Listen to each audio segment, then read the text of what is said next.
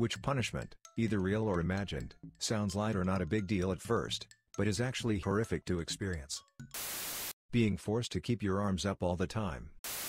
Closing your hand around a chunk of saltwater ice, and holding it there, dubbed the Salt and Ice Challenge, where people hold onto it for as long as they can stand. It can lead to frostbite injuries similar to second and third degree burns. It also essentially fuses to your skin, so if you try to open your hand it will rip off skin.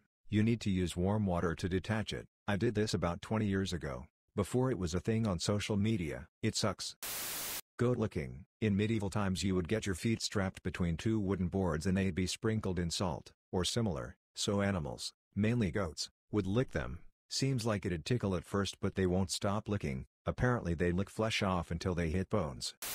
Standing at parade rest without being able to talk for 5 hours. In basic training, someone got caught stealing food from the DFAC no more than 20 minutes after we had been yelled at for people doing that. As a punishment, we stood at parade rest from 5 p.m. to 10 p.m. without being able to talk and with at least one DS watching us at all times. I don't know how to describe it, but your brain can only come up with so much to do for 5 hours while not moving. Listening to the same song on loop, then skipping parts of the song. This was a form of torture used by the CIA and it's absolutely awful. Solitary confinement. You'd think that isolating certain people can be good for society, but in the end it screws up your mind so bad lots of people come out worse than when they went in. Wouldn't wish it on my worst enemy. Kneeling on grains of uncooked rice. Tickling. No joke, the Nazis used this as a form of torture in some cases. It doesn't leave a mark, so it's also used in environments like mental facilities where patients may be restrained and staff go on a power trip. Extreme cases can result in incontinence, vomiting and a loss of consciousness due to the inability to breathe. It's also easier for the torturer to do it for a long time without it wearing away at their conscience because the victim is involuntarily laughing, so it's easy to pretend that it's not that bad.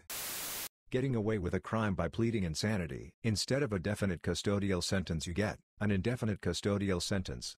In an underfunded and terrifying medical facility. Maybe for the rest of your life. Yay. Isolation. There's a reason solitary confinement is considered a form of torture. The human mind isn't designed to function in an environment devoid of stimulation or social interaction.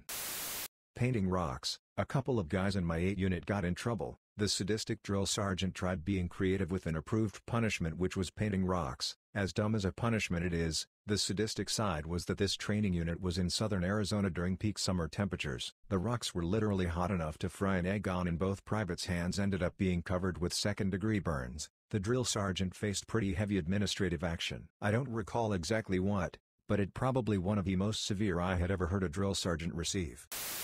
When visiting Africa, we learned that some places have their own form of lethal injection for criminals. By snakebite, rapists and murderers would be forced to receive a bite on both ankles from a puff adder. After officials verified the bites, they'd be sent home, under supervision, to spend their last days with their family. Some people thought it sounded like a more humane form, but it's not.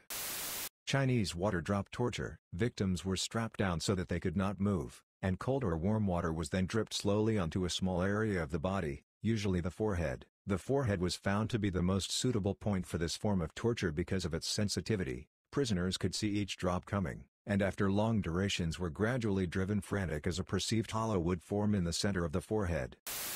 One with that room which is so quiet you can hear your blood running. When I was around 10 years old, being forced to stand in the corner of the living room with my parents and siblings in the room and stare at the wall for hours.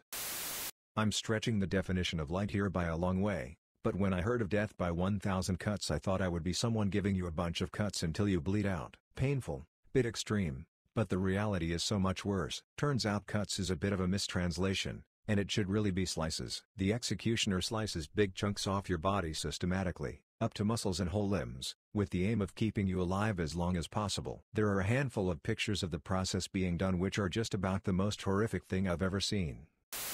That farm pit punishment they used to use in Eastern Europe, where the criminal is made to stand in a pit on a hog farm for a day, which starts out empty, but then the hog manure pours in with them as the hogs produce it. I'm always shocked by the number of people who consider it better than jail etc. when it's brought up, just because it's only a day. My cousin, Tenyo, quite agile, never sits still. Once he troubled my aunt so much that she punished him. His punishment was to sit still on the bed and do nothing. No TV. No playing either on phone or with his toys, not even speaking, No one was allowed to come to his room so that he even can't watch others. He asked her to read his textbook as he thought studying would lessen her anger, but she denied even studying. He had to sit completely still. Initially that punishment seemed quite simple to me, but what impact it had on a small child was huge. This punishment tortures you by boring you, which a small child can't take. At last he broke down crying, after which he was pardoned. It's kinda lost its sting from overexposure. But crucifixion is one of the most agonizingly deaths humankind has ever come up with.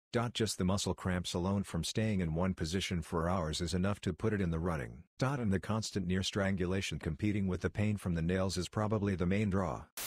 Waterboarding. If any of you kids don't know, this was a big debate back in the early 2000s. Some people were calling it torture, others were more or less like it's literally just pouring water on someone's face. What's the big deal? Now, when you put it like that, yeah, what's the big deal? Take someone, make them lay down and hold them down so they can't move, pour water on their face. What's the big deal? I remember one conservative radio host got the bright idea to prove live on the air that it's not as bad as they are saying by having his staff waterboard him on air. And you know what? I respect this guy for doing this. He had a strongly held belief and he was willing to go through it to try and prove his point. He lasted all of 15 seconds before he tapped out of it, hacked and coughed for about 5 seconds, and finally managed to say definitely torture before suggesting they go to a break so he can recover from that. Good on him for admitting he was wrong.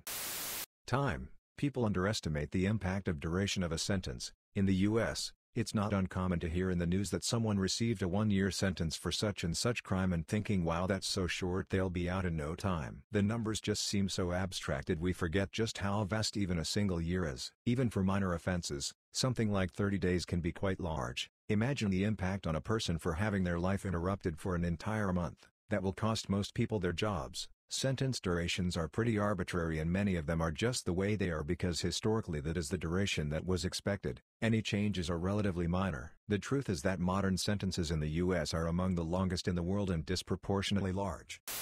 When my grandmother was in Auschwitz, the Nazis used to make girls sing for them. Being forced to sing for the very same people that threw your mother, father, sisters and brothers into the gas chambers is a horrific thing.